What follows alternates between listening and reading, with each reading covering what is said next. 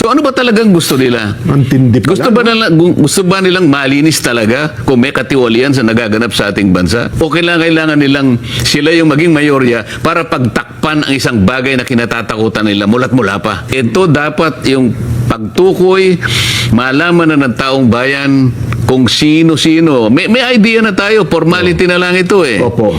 O, anong dahilan dyan? Bakit pati ako'y kinasuhan ng plunder? Ako na lang kasi ang nagsasabi na ipagpatuloy natin ito.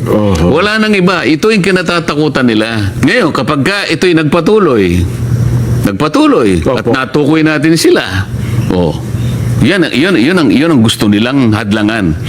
Yun ang gusto nilang matakpan. Nakita mo naman, nung sila ang mayorya, Opo. nakita mo ba naman, 9 na buwang singkad. Totoo.